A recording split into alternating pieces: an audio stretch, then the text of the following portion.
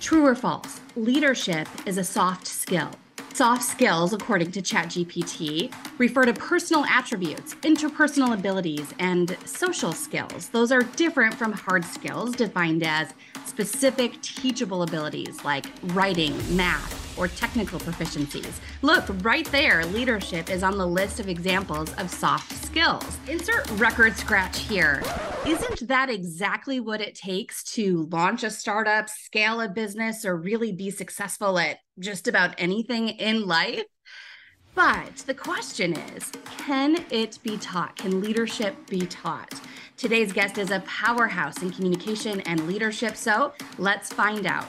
Expert Connections starts now.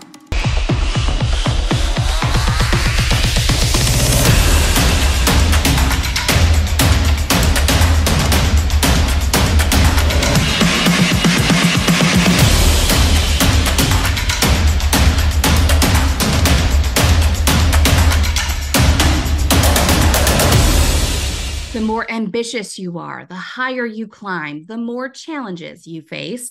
So, can perseverance be taught? Can confidence be learned?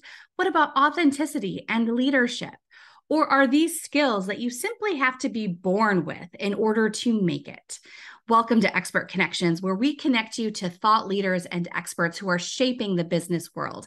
I'm your host, Julie Holton. Today's guest is an entrepreneur with more than 30 years of experience in public relations and communications. Carrie Rathbun Hawks is a guiding force, I think, for success across so many businesses and community sectors. She's an accredited member of the Public Relations Society of America, and now she is a certified facilitator for Athena International's Being Athena Leadership Program. Carrie, welcome to the show.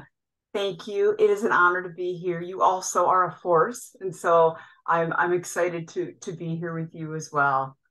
Well, thank you for that. And I really want to dive into this idea of leadership as a soft skill. I heard someone say that the other day, and I thought, whoa, wait a minute. Yes, I can see where that comes from. But also without leadership and without the ability to train and teach and coach people into becoming better leaders, then it feels like, gosh, where's business even going to go? So I have to open by asking you that. Do you view leadership as a soft skill? I don't know if soft is the right word. I think that everybody is a leader in their own way and might approach it differently, especially between women and men. But I think that, no, it needs to be there in sort of in your heart and in your perspective on things, the fact that we need leadership to get us through things. We need leadership in our minds and our hearts and outwardly, depending on what we want to do with our businesses and where we want to go, because I think we use the word soft. People think, oh, pushover, not, they don't know what they want. They're kind of wishy-washy. They'll go with the flow on everything. And versus, if you were to use the word hard, then you think of, okay, it's somebody who's got to follow a model, who's very formal. Okay, you're kind of, I'm the leader here, my way or the highway. And it really that isn't always the best thing either. I would argue that that's probably not at all the approach most people should take. You have to be aware of the group around you. But I think that the soft leadership skills, when I think them, it's all about how do you work them into all types of leadership skills, because there's a time and a place for it. But I don't want people using it or thinking of it as weakness or watered down leadership in any way, because I don't think that that's the case. Yeah, isn't that interesting? I think when I hear the word soft, that's exactly what I think of as weak or, Right. Something that can be pushed around or changed too easily. So Right. when you look at the qualities that define a successful leader, what do you think those most important qualities are? I think it has to be somebody who's authentic, who's not afraid to show some vulnerability. And vulnerability doesn't have to mean weakness. It is being who you are, because that builds trust. Build some transparency, and it tells people that, yeah, okay, so this person has some of the same thoughts and feelings that I do, and that's okay, and it can build a little bit more of a connection. I think it has to be somebody who isn't afraid surround themselves with people who are smarter than they are. A former boss of mine said that to me, and I just have always remembered that you don't have to be the smartest person in the room to be the leader, to be perceived as the expert. You've got to be somebody who's willing to just keep learning. You've got to be willing to recognize that things change and that you have to be willing to change with them. In applying that in the right way, you don't have to take on every new trend or every new model or anything like that, but you have to be willing to have an open mind and be willing to step up when there's a need to advocate or help people to be courageous, make space for them, and not have it need to be all about you. And I think also what some people unfortunately don't remember about leadership is that you don't always have to be right. And sometimes leadership is knowing when to step back, knowing when to step out, knowing when to say, I've done what I can do here, or this is not the right fit for me at this time, and I'm not being effective. So maybe I need to look at something different or take a step back and reevaluate my way of doing things.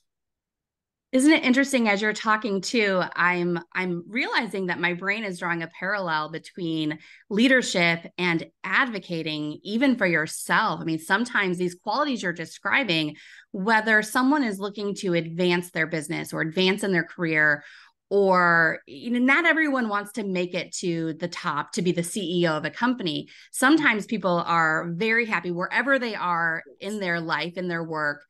But being able to demonstrate leadership even for themselves, whether you're advocating for a raise, you're whatever those steps might be that you're looking for. It seems too in the 30 years of business plus that you've been in your industry, leadership, I'm sure, has evolved a lot over this time, especially for women.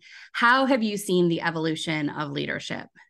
Well, you hit the nail on the head in terms of advocacy, because you need to advocate for yourself and for others. And people think of advocacy sometimes, I think, is got to have a cause. Okay, you're working for something that's external, and that is true. That is true. That is one form of advocacy, but you got to be able to speak up for yourself, even when it scares you to death to do it. And when you're thinking about starting up a business, or you are in the early stages of having a business and being out, and you've taken that risk, you've taken that leap of faith, and you've prepared and you're ready to go, you are still having to prove yourself and be courageous.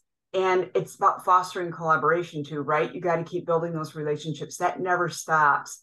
And so to be successful, especially in the beginning, you have to let people know that, hey, I believe in myself and I believe in the people around me. And this is what I'm passionate about. And that will evolve over time. And for women, I think that we feel like we have to sometimes work harder, because unfortunately we haven't evolved in this world to where all things are equal. And whether it's pay or when you can get a raise or a promotion, you just have to be able to demonstrate that you bring value, that you are worth someone. They want you to be in the room as much as they want anyone else to be in the room. And the more you do that, the more comfortable you get with it. And you will see that you will grow with that. And it's something to celebrate too, because women tend to be a little more practical, and they can be a little more emotive in the way they make decisions and bring things about. But that's okay too, because sometimes that has to be balanced with somebody who, okay, this is simply fact-based in how we do that. You've got to be well-rounded in your perspective. And I think women have more of a tendency to do that because of how we are often wired. And that can make us, I think, more flexible and more adaptable to situations. I was just having a conversation this week with a male colleague, and we were talking about some of the differences between men and women in business.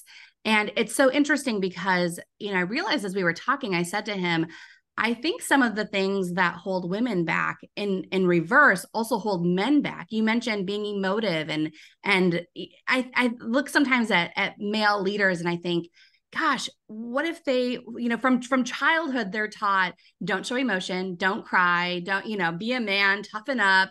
And No so it, vulnerability. Yeah. yes, there's no crying in baseball. Did a Right. podcast episode once on that, and it's like these unwritten rules of business, that the same rules that men are taught, women are taught. And sometimes it's reversed, like we have these roles to fill. And Right. so what you're describing about where women may have gaps in their leadership abilities, men also have gaps. And so this is not to say that one or the other is any better or worse. It's just that there are gaps, and acknowledging that there are differences, and being able to fill those gaps and create those bridges. How have you seen, your leadership throughout your career? How has it impacted business relationships? Yeah. I think gaps is one word, but opportunities is I think another word for that, because there's always as I said, the opportunity to learn constantly and to grow. I think my leadership style, I'm definitely someone who likes to be in the driver's seat, who I can be kind of competitive, but I don't have to win necessarily, but I want to make sure that I'm going in that direction and doing it right.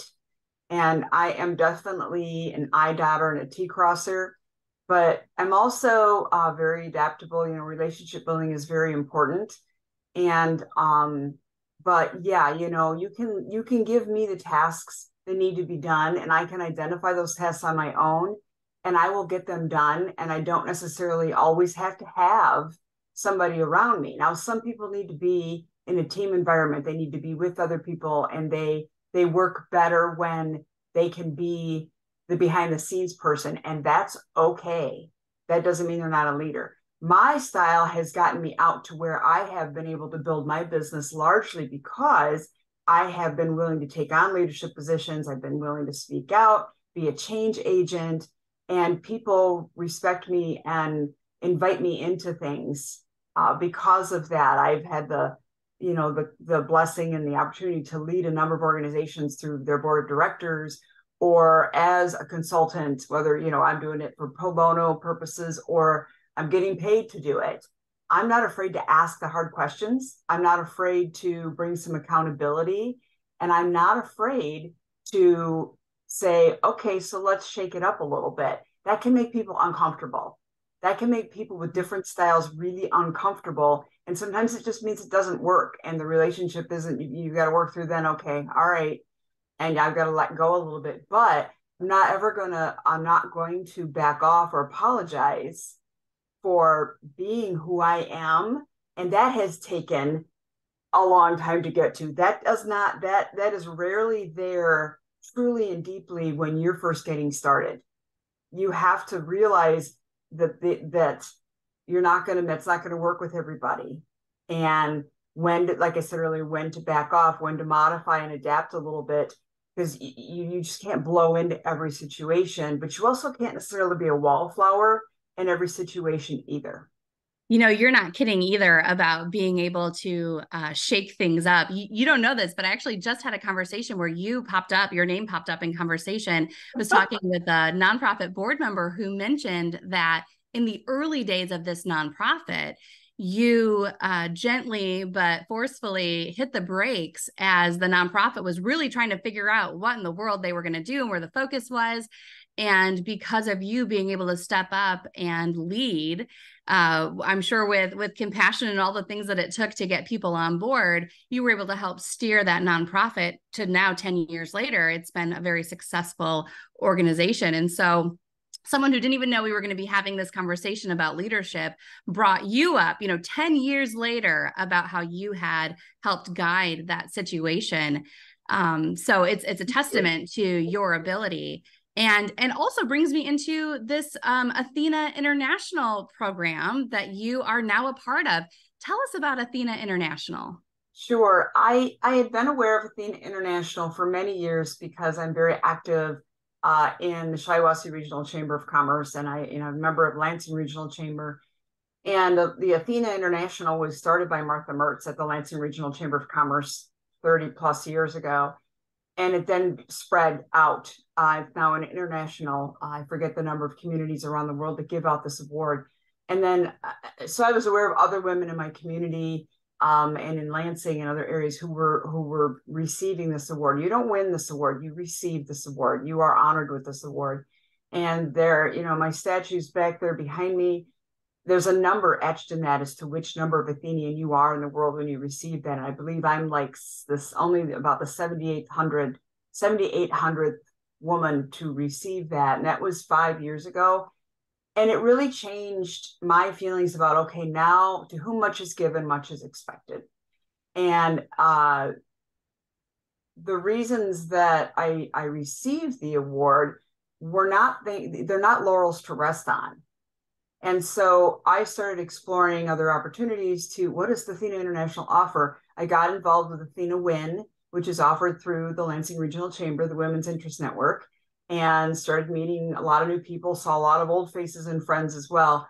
But I am now, I realized that I really, what I wanted to do more it kind of came at a good time for me in my career, because I had a really good run. I've been very blessed with Rathbun Public Relations, and that I didn't want to give that up, but I was ready to kind of funnel that down into being very particular about what I did and who I work with.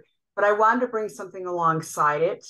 And because of some personal journeys I've had, and I'm not afraid to talk about the fact, some mental health issues that were, that I have gone through, and how I came out on the other side of some of the good and bad in my life, that I had a sense of strength and a feeling that I could really bring something to other women. And I love working with youth as well.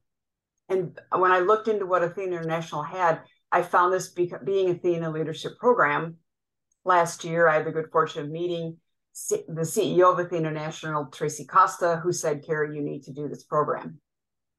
And so I did it this winter, and it's a 10-week program. It's a commitment. It's 2 hours a week that we meet online for this cohort. But I'll tell you, and it has been just kind of transformative, and really, I tell people that it helped fine tune and enhance the leadership skills I already had. It helped me fine tune my mojo, so to speak. And I really liked being part of this group of women I knew I was going to see every week. They were from all over the country, and that I was learning, and I was realizing, oh gosh, I don't have to know all of this. I don't have to be perfect all the time. And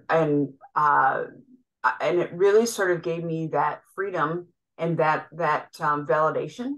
And now, being a facilitator, I'm going to get to do these cohorts, and I'm going to get to share that with other people and bring them along on this journey. And I am just so excited about that. I really feel like it's what I was kind of looking for to add to my personal self and passions, and also professionally, to take some skills I already have and parlay them into this whole Being Athena through Athena International. It sounds like an incredible way for individuals to be building themselves up, but also while building this community of other like-minded women.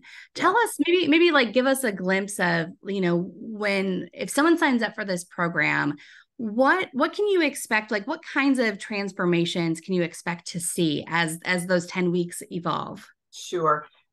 Because Athena International is all about being transformative.